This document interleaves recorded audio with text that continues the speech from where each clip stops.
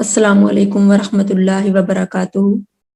نحمدہ ونصلی ونسلم علی رسولہ الکریم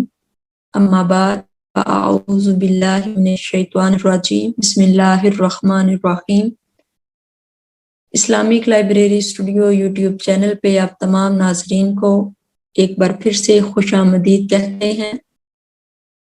الحمدللہ آج ہم دورہ فضل رمضان اور معمولات نبوی صلی اللہ علیہ وآلہ وسلم کی 19ویں نشست میں آپ کے ساتھ حاضر ہیں۔ جیسا کہ آپ سب جانتے ہیں کہ کل کی نشست میں ہم نے اعتکاف سے متعلق اس کی اقسام اور اس کا معنی مفہوم اس پر مختصراً گفتگو کی تھی،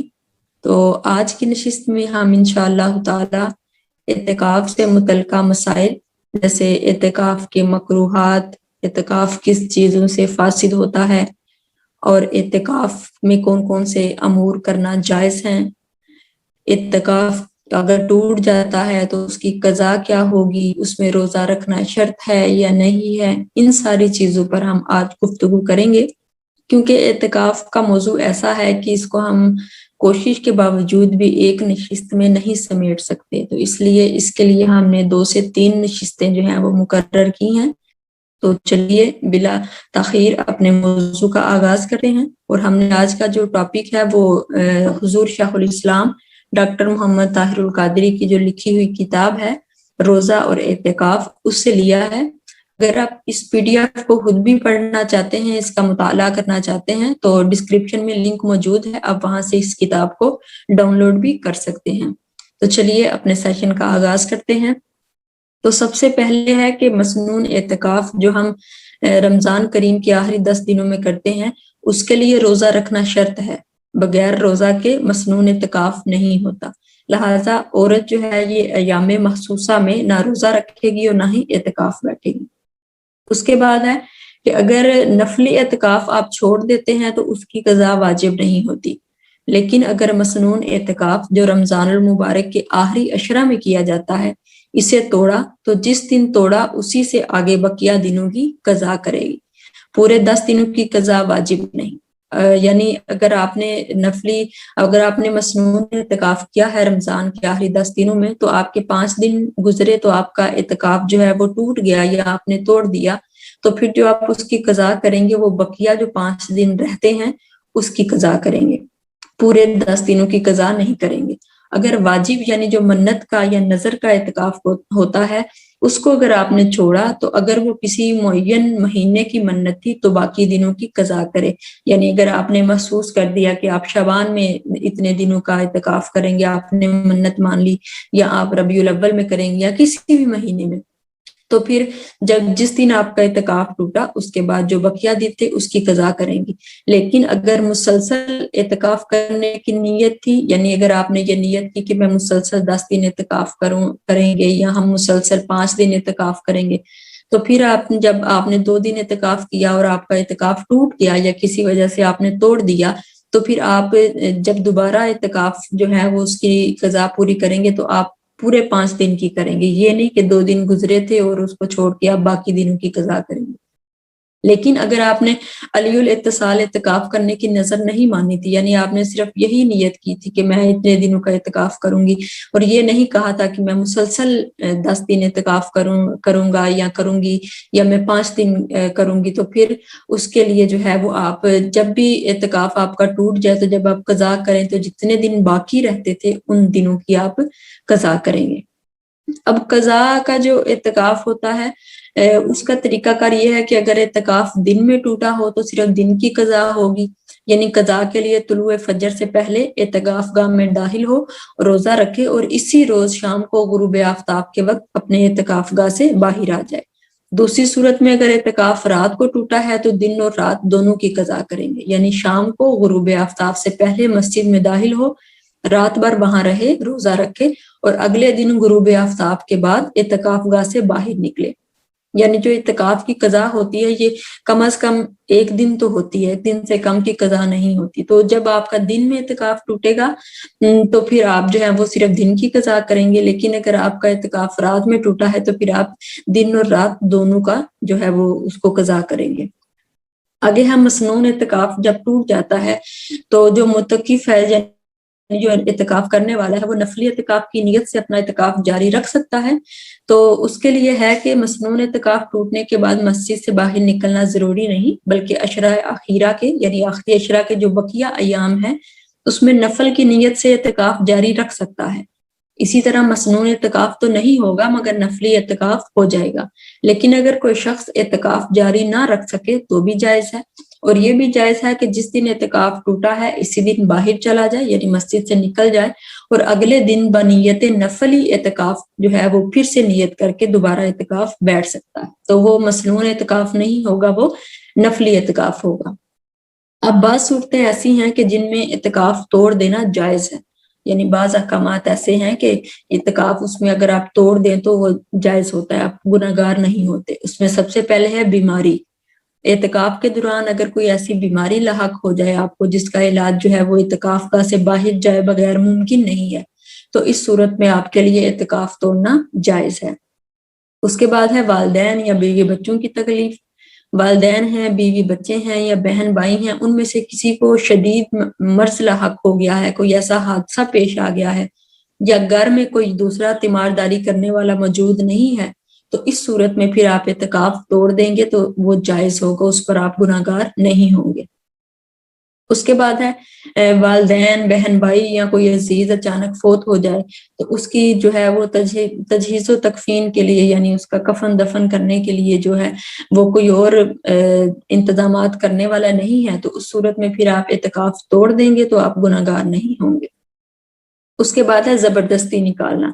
اگر کوئی معتکف کو زبردستی مسجد سے نکال دیتا ہے یا حکومت اعتکاف گاہ میں اسے گرفتار کر لیتی ہے تو اس کا اعتکاف ٹوٹ جائے گا، مگر اس صورت میں معتکف پر اعتکاف توڑنے کا گناہ نہیں ہوگا. اب بعض احکامات ایسے ہیں کہ جو اعتکاف کو توڑ دیتے ہیں. جب آپ وہ احکامات آپ سے جاری ہوتے ہیں، آپ اس کو کرتے ہیں لیکن آپ کو علم بھی نہیں ہوتا اور آپ کا اعتکاف ٹوٹ جاتا ہے. اس میں ہے کہ بلا عذر مسجد سے باہر نکلنا، حالت اعتکاف میں مباشرت کرنا، عورت حالت اعتکاف میں ہو اور اس کا حیض و نفاس جاری ہو جانا، کسی عذر کے باعث اعتکاف گاہ سے باہر نکل کر ضرورت سے زیادہ ٹھہرنا. جب یہ ساری صورتیں ہوں گی تو پھر ان صورتوں میں آپ کا اعتکاف ٹوٹ جاتا ہے.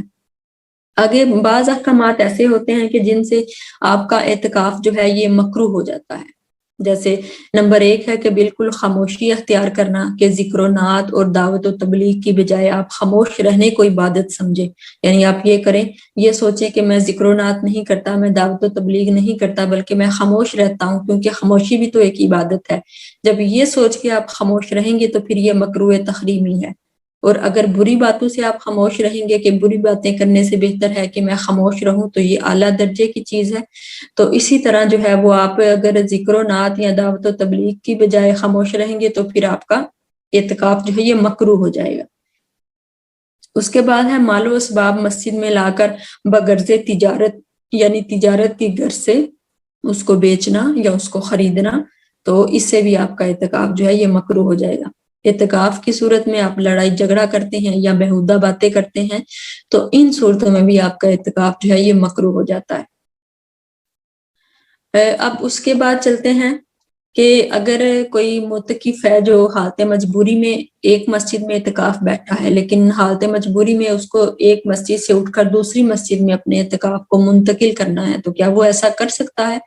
یعنی جو معتکف ہے وہ حالت مجبوری میں ایک مسجد سے دوسری مسجد میں اگر اپنا اعتکاف منتقل کرنا چاہے تو وہ کر سکتا ہے. مثلاً اس کا یہ ہے کہ جس مسجد میں اس نے اعتکاف کیا تھا وہاں جان و مال کا خطرہ لاحق ہو گیا ہو، یا مسجد کی تعمیر میں یا اس کی بلڈنگ میں کوئی ایسا حادثہ پیش آ گیا ہو کہ وہ گرنے والی ہو، یا کوئی بھی اور حادثہ پیش آئے، تو ایسی صورت میں وہ اس مسجد سے نکل کر فوراً کسی نزدیکی مسجد میں اعتکاف کی نیت سے چلے جائے تو اس کے لیے بہتر ہے، یہ جائز ہے. اب آتے ہیں اگلے نمبر پہ کہ جو اعتکاف کرنے والا ہے وہ کسی مریض کی عیادت یا نماز جنازہ میں شریک نہیں ہو سکتا. جیسے سیدہ عائشہ صدیقہ رضی اللہ عنہا بیان کرتی ہیں کہ اعتکاف کرنے والے کے لیے سنت ہے کہ وہ کسی مریض کی عیادت نہ کرے، نہ کسی جنازہ کے ساتھ جائے، نہ اپنی بیوی کو چھوئے اور نہ اس سے مباشرت کرے اور غیر ضروری حاجت کے علاوہ اعتکاف گاہ سے باہر نہ نکلے۔ ہاں اگر گزرتے گزرتے بلا توقف یعنی بلا رکے، بلا یعنی وقفہ کیے بغیر اگر بیمار کی عیادت کر لی جائے تو یہ جائز ہے۔ جس پہ حضرت عائشہ صدیقہ رضی اللہ عنہا بیان کرتی ہیں کہ حضور نبی اکرم صلی اللہ علیہ وآلہ وسلم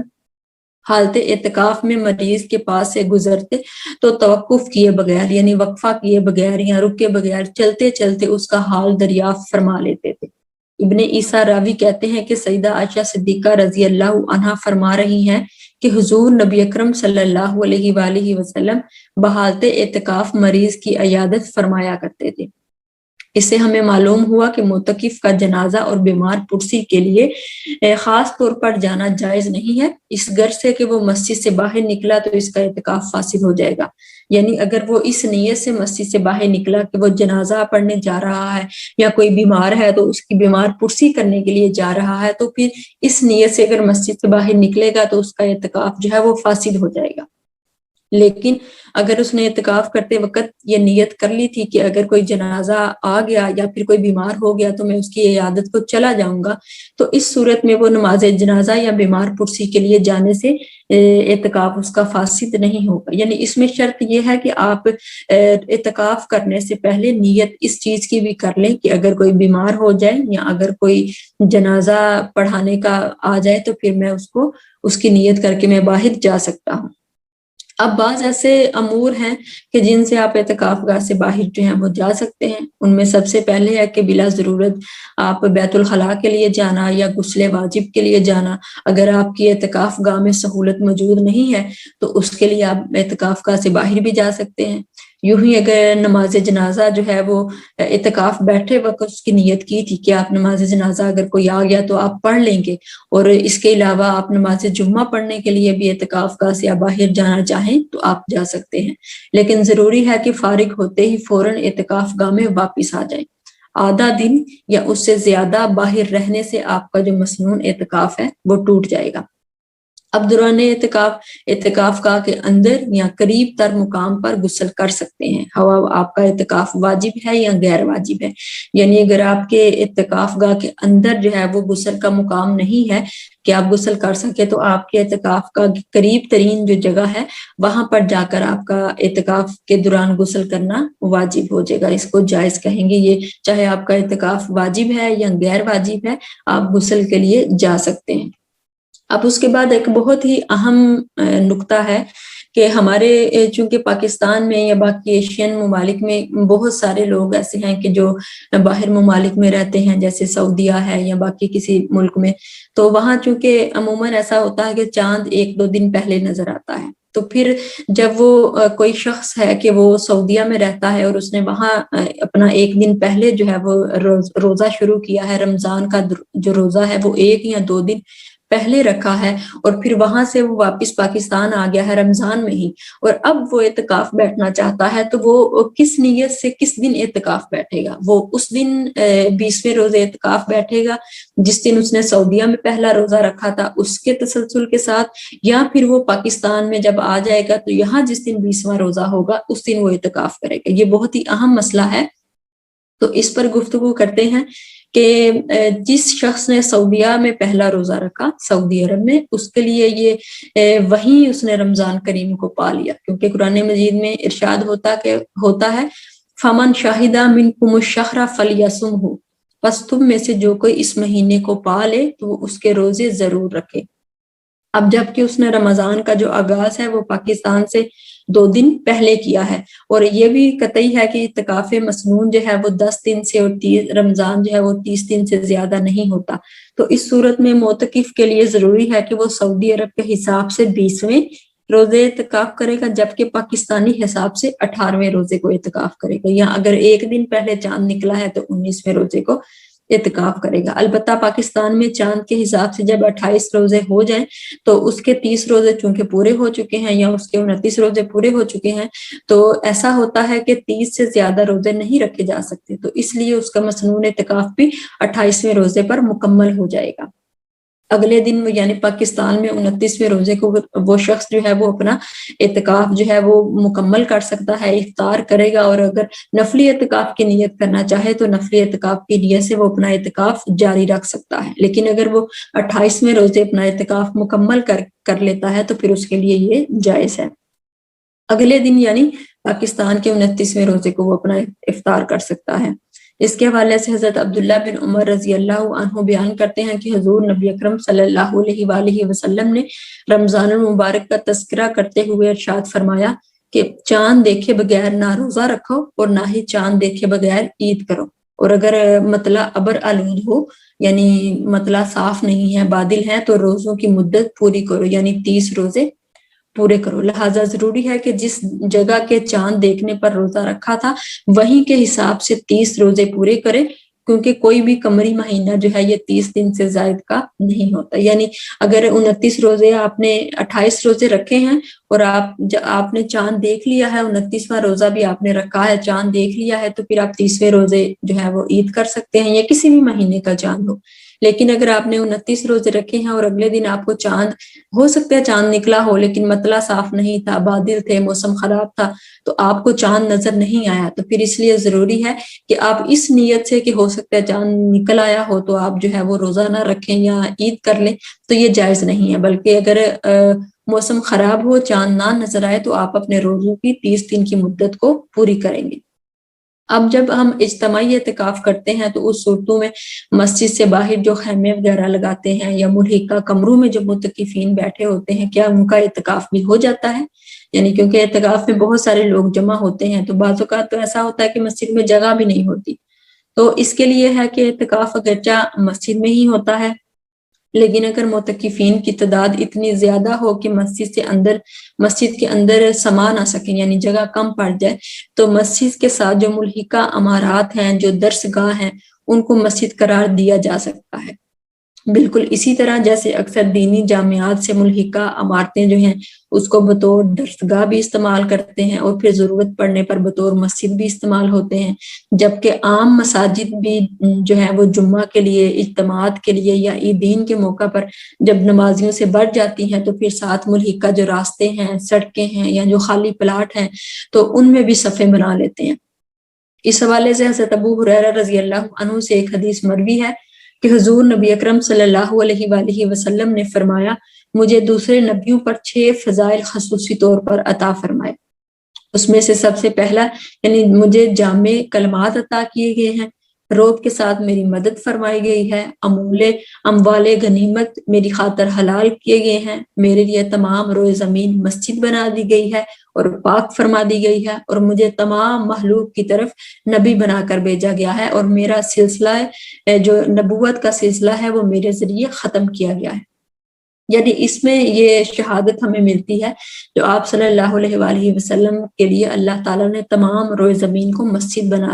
بنا دی اور پاک فرما دی تمام روئے زمین۔ تو اس سے ہمیں شہادت ملتی ہے کہ ہم مسجد کے علاوہ بھی کسی جگہ اگر ہم نماز کے لیے مختص کر دیں، ہم اعتکاف کے لیے یا پھر ہم نماز جنازہ کے لیے، عیدین کے لیے، تو وہ ہمارے لیے جائز ہے۔ بس اس صورت میں مسجد سے ملحقہ وہ تمام جگہ جہاں جہاں نمازی صفیں بناتے ہیں وہ مسجد بن جاتی ہے، اور ہر نمازی کو مسجد میں نماز ادا کرنے کا ثواب ملتا ہے۔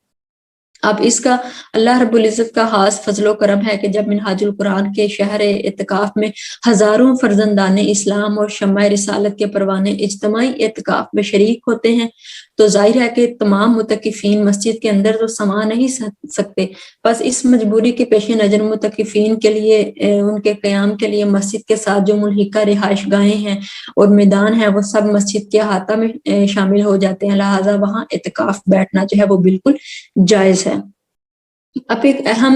نقطہ کہ کیا خواتین بھی اعتکاف بیٹھ سکتی ہیں؟ تو بالکل درست ہے، خواتین بھی اعتکاف کر سکتی ہیں۔ حضور نبی اکرم صلی اللہ علیہ وآلہ وسلم کی ازواج مطہرات بھی اعتکاف بیٹھا کرتی تھی، جیسا کہ حدیث مبارکہ سے ثابت ہے کہ ام المؤمنین حضرت عائشہ صدیقہ رضی اللہ عنہا سے مروی ہے کہ حضور نبی اکرم صلی اللہ علیہ وآلہ وسلم جو ہے وہ رمضان المبارک کے آخری 10 دنوں میں اعتکاف کیا کرتے تھے، یہاں تک کہ اللہ تعالیٰ کے حکم سے آپ کا وصال مبارک ہو گیا، اور پھر آپ صلی اللہ علیہ وآلہ وسلم کے بعد آپ کی ازواج مطہرات نے بھی اعتکاف کیا، اور یہ بالکل جائز ہے۔ اس حدیث سے ہمیں یہ ثابت ہوتا ہے، یہ ہمیں ثبوت ملتا ہے کہ خواتین اعتکاف کر سکتی ہیں۔ اب اس کے بعد ہے کہ اگر کوئی بیوی ہے تو وہ اپنی خاوند کے اجازت کے بغیر اعتکاف کر سکتی ہے، تو اس کے لیے شرط ہے کہ وہ اجازت لے، جب تک اس کا خاوند اجازت نہیں دے گا وہ اعتکاف کی نیت سے اعتکاف نہیں بیٹھ سکتی، یعنی اس کے لیے اعتکاف کرنا جائز نہیں ہے۔ اب عورت کے لیے بہتر یہی ہے کہ وہ اپنے گھر میں یا جو جگہ نماز کے لیے اس نے محسوس کی ہوئی ہے اسی میں وہ اعتکاف بیٹھے گی، اور اس جگہ کو مسجد البیت کہا جائے گا، یعنی جس جگہ وہ اعتکاف بیٹھے گی۔ عورت کے لیے مسجد میں جانا شرط نہیں ہے، وہ اپنے گھر میں، بہتر یہی ہے کہ وہ اپنے گھر میں اعتکاف بیٹھے۔ اب اس کے بعد ہے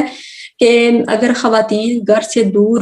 کسی اجتماعی اعتکاف میں اگر شرکت کرنا چاہیں تو بالکل کر سکتی ہیں، اگر ان کے لیے با پردہ اور با حفاظت انتظام ہو، اور اعتکاف کے ساتھ ساتھ مزید تعلیم و تربیت اور تزکیہ و تصفیہ کا اہتمام بھی ہو تو پھر خواتین کا جو ہے وہ اجتماعی اعتکاف بیٹھنا جائز ہے۔ بعض بڑی مساجد میں اور مراکز پر الحمدللہ ہزاروں کی تعداد میں مرد و خواتین الگ الگ با پردہ با حفاظت اعتکاف بیٹھتے ہیں۔ شب و روز کے معمولات کے لیے ایک نظام الاوقات مہیا کیا جاتا ہے، انہیں پھر تعلیم اور تربیت اور تزکیہ نفس کے لیے ان کا یہ انتظام اور اہتمام جو ہے یہ ہر مسجد میں تو نہیں ہو سکتا، لیکن بعض جگہ ایسی ہیں کہ جہاں با پردہ انتظامات کیے جاتے ہیں تو اس لیے وہاں ان کا اعتکاف بیٹھنا جو ہے وہ جائز قرار دیا جائے گا۔ علامہ ابن نجیم حنفی جو ہے وہ عورت کے مسجد میں اعتکاف بیٹھنے کے حوالے سے جو ہے وہ یہ کہتے ہیں کہ بے شک عورت کا جماعت والی مسجد میں اعتکاف بیٹھنا بھی جائز ہے، یعنی جو جس مسجد میں جماعت کرائی جاتی ہے، نماز پڑھی جاتی ہے، اس میں جو ہے وہ اعتکاف بیٹھنا جائز ہے۔ اور اس کے علاوہ علامہ کاسانی جو ہے وہ اس حوالے سے مزید لکھتے ہیں کہ عورت کا مسجد جماعت میں اعتکاف بیٹھنا درست ہے، اور اس میں ہمارے ائمہ احناف ہیں، جو احناف کے علماء ہیں، ان کے مابین کوئی اختلاف نہیں ہے، یعنی وہ بھی اس چیز کو مانتے ہیں۔ اب علامہ ابن عابدین شامی جو ہیں وہ ان کے نزدیک جو ہے وہ مسجد میں عورت کا اعتکاف بیٹھنا جو ہے وہ مکروہ تنزیہی ہے، وہ اس کو مکروہ تنزیہی قرار دیتے ہیں۔ اس حوالے سے وہ لکھتے ہیں کہ مسجد میں عورت کا اعتکاف بیٹھنا خلاف افضل ہے، یعنی افضلیت ہونے کے خلاف ہے۔ اب اس سے مراد یہ ہے کہ مسجد کی نسبت عورت کا گھر میں اعتکاف بیٹھنا افضل ہے۔ اب اس کی تھوڑی سی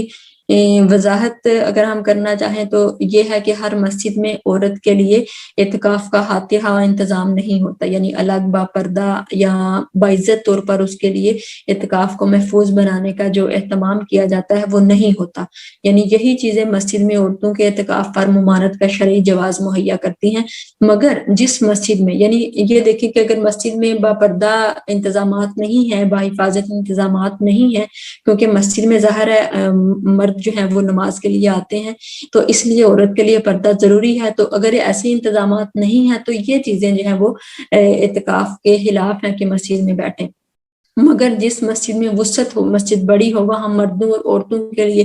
الگ الگ با پردہ محفوظ جائے اعتکاف ہو، یعنی اعتکاف کی جگہ ہو، تمام حاضرین کو ایک معقول و مفید نظام الاوقات کی پابندی سے تعلیم و تربیت دی جائے، تزکیہ و طہارت اور فضائل و واجبات کے ساتھ جو ہے نوافل پر بھی کامل بنایا جائے، عامل بنایا جائے، اور درود و سلام ہو، ذکر و اذکار ہو، واعظ و نصیحت ہو، اور وظائف پڑھنے کی پابندی لگائی جائے، تو وہاں پر اعتکاف بیٹھنے کا فائدہ بھی ملے گا اور اجر و ثواب بھی ملے گا انفرادی اعتکاف سے زیادہ، یعنی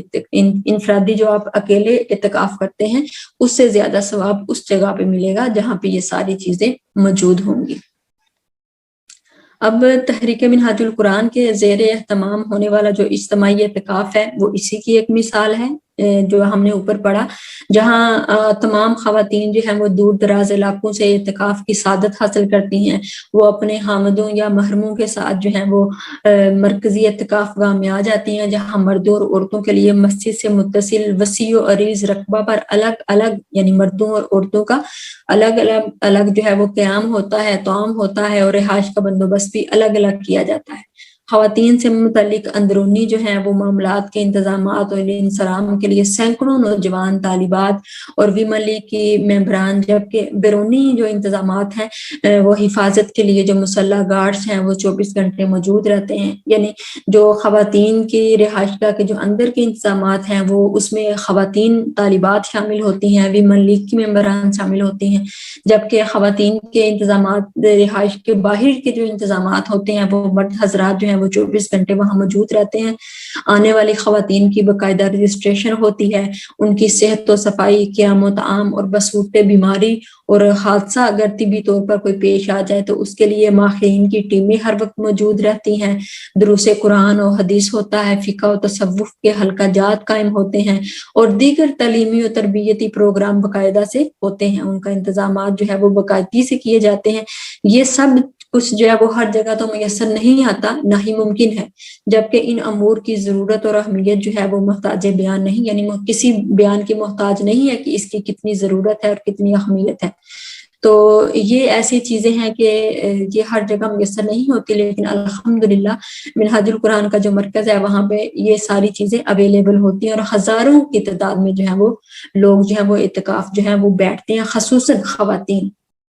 اور اب چند امور ایسے ہیں کہ ہم ان پر روشنی ڈالیں گے کہ اگر خواتین ہیں وہ شرعی عذر روکنے کے لیے، یعنی جیسے حیض آتا ہے خواتین کو تو اس کے روکنے کے لیے وہ کوئی ٹیبلٹ وغیرہ یا انجیکشن کا استعمال کر سکتی ہیں اعتکاف کے دوران. تو اگر انجیکشن لگوانے سے صحت پر برے اثرات مرتب نہ ہوں تو خواتین جو ہیں وہ افطاری کے اوقات میں یعنی غروب آفتاب سے لے کر اذان فجر سے قبل تک ٹیبلٹ لے سکتی ہیں یا انجیکشن لگوا سکتی ہیں. روزے کی حالت میں نہیں، لیکن روزے کے بعد غروب آفتاب سے لے کر اذان فجر تک وہ اگر ٹیبلٹ لینا چاہیں یا انجیکشن لگوانا چاہیں تو وہ لگوا سکتی ہیں. لیکن اگر انجیکشن لگوانے سے یا گولیاں کھانے کے باوجود بھی کسی وقت عذر شرعی لاحق ہو جائے گا، چاہے وہ تھوڑی دیر کے لیے ہو، تو پھر مسنون اعتکاف ٹوٹ جائے گا. یعنی آپ نے شرعی عذر روکنے کے لیے کوئی انجیکشن لگوا لیا یا کوئی دوائی کھا لی، لیکن اس کے باوجود بھی وہ شرعی عذر لاحق ہو گیا آپ کو، یعنی حیض آ گیا، تو پھر اگر چاہے وہ تھوڑی دیر کے لیے ہی کیوں نہ ہو تو پھر اس سے آپ کا جو مسنون اعتکاف ہے وہ ٹوٹ جائے گا. اب جو متکفہ ہے یعنی جو اعتکاف کرنے والی ہے وہ شرعی عذر کی وجہ سے اگر مسنون اعتکاف اس کا ٹوٹ جاتا ہے تو پھر وہ کتنے دنوں کے اعتکاف کی قضا کرے گی. یعنی اگر کسی عورت کا مسنون اعتکاف ٹوٹ جاتا ہے تو اس کے لیے وہ قضا پھر کیسے کرے گی؟ تو رمضان المبارک میں متکف یا متکفہ یعنی مرد یا عورت کا بلا یعنی کسی عذر کی وجہ سے اگر مسنون اعتکاف ٹوٹ جاتا ہے، مثلا ضرورت سے زائد اعتکاف کا سے باہر رہی یا پھر متکفہ جو یعنی یہ عورت ہے اس کو حیض آ گیا یا نفاس ہو گیا یعنی بچے کی پیدائش ہو گئی یا کوئی اور بیماری یا تکلیف اس کو لاحق ہو جائے، تو جتنے دن کا اعتکاف باقی رہ جائے اور رمضان المبارک کے روزے بھی اتنے ہی ہوں تو عید کے بعد جب رمضان کے روزوں کی قضا کرے تو اعتکاف کی قضا بھی کر لے. اور اگر قضائے رمضان کے ساتھ اعتکاف نہیں کیا تو بعد میں نفلی روزے رکھ کر بھی اعتکاف کر سکتے ہیں. یعنی اگر 5 دن گزرے ہیں اور پھر باقی 5 دن رہتے ہیں تو اس کو جو ہے وہ شرعی عذر لاحق ہو گیا ہے، تو پھر جب رمضان کے علاوہ جو وہ قضا کرے گی اپنے اعتکاف کی تو پھر وہ بقیہ 5 دنوں کی قضا کرے گی، وہ پورے 10 دنوں کی قضا نہیں کرے گی. تو یہ چند ایسے اہم امور تھے، احکامات تھے، مسائل تھے جو آج ہم نے آپ کے ساتھ جو ہیں وہ شیئر کیے ہیں. اور یہ انتہائی اہم گفتگو تھی کیونکہ جب ہم ایک چیز ہے، کیونکہ یہ جو اعتکاف ہے یہ فرض کفایہ ہے، اگر آپ کے محلے میں آپ کے شہر میں کوئی ایک بھی اعتکاف کر لیتا ہے تو آپ سے وہ اس فرض کے بارے میں پوچھا نہیں جائے گا روز قیامت. لیکن اگر کوئی بھی نہیں کرتا تو پھر آپ بھی اس کے جو ہیں وہ جواب دہ ہوں گے. تو اسی لیے جو ہے یہ اگر آپ اعتکاف نہیں کرتے تو آپ پر گناہ نہیں ہے، لیکن اگر آپ اعتکاف کر لیتے ہیں اور وہ کسی وجہ سے مکروہ ہو جاتا ہے یا فاسد ہو جاتا ہے یا ٹوٹ جاتا ہے یا کوئی ایسا شرعی عذر لاحق ہو جاتا ہے جس کا آپ کو علم نہیں ہوتا لیکن اس کے باوجود بھی جو ہے وہ آپ اعتکاف جاری رکھتے ہیں کے طور پر، اگر آپ بہت زیادہ وقت اعتکاف گاہ سے باہر رہے ہیں، مسنون اعتکاف ہے، آپ اعتکاف گاہ سے 1 دن 2 دن باہر رہے ہیں اور اس سے چونکہ آپ کا اعتکاف تو ٹوٹ گیا، تو یہ ہے کہ آپ کو اس کے بارے میں علم نہیں تھا لیکن آپ نے اپنا اعتکاف جاری رکھا، اور چونکہ جب وہ اعتکاف ٹوٹ گیا تو اس کی قضا بھی واجب ہے. اب جب کہ آپ کو تو علم ہی نہیں ہے تو کہ ہمارا اعتکاف ٹوٹ گیا تو آپ قضا بھی نہیں کریں گے، اور جب قضا نہیں کریں گے تو آپ گناہگار ٹھہریں گے۔ تو اسی لیے آج کی نشست جو تھی وہ ہم نے اس موضوع پر رکھی تھی تاکہ ہم اس کو جو جتنے بھی ہمارے پاس جتنا بھی علم ہے وہ ہم آپ تک پہنچا سکیں۔ اب کل کی نشست میں ہم انشاءاللہ تعالی جو ہے وہ حدیث مبارکہ کی روشنی میں جو اس کی فضیلت ہے وہ آپ کے ساتھ شیئر کریں گے۔ جیسا کہ آپ سب جانتے ہیں کہ ہم پہلے دن سے ہی الحمدللہ ہر ایک مسئلے کو قرآن اور حدیث سے ثابت کر رہے ہیں، اور انشاءاللہ اسی اعتکاف کو بھی جو ہے وہ ہم رمضان کریم کے حوالے سے جو ایک اہم جو ہے یہ ہماری سنت بھی ہے، کیونکہ حضور نبی اکرم صلی اللہ علیہ وآلہ وسلم اپنے آخری ایام تک بھی اس کو ادا کرتے رہے ہیں ہر رمضان کریم میں۔ تو اس حوالے سے جو ہے وہ ہم اس کو بھی حدیث کی روشنی میں آپ کے ساتھ شیئر کریں گے۔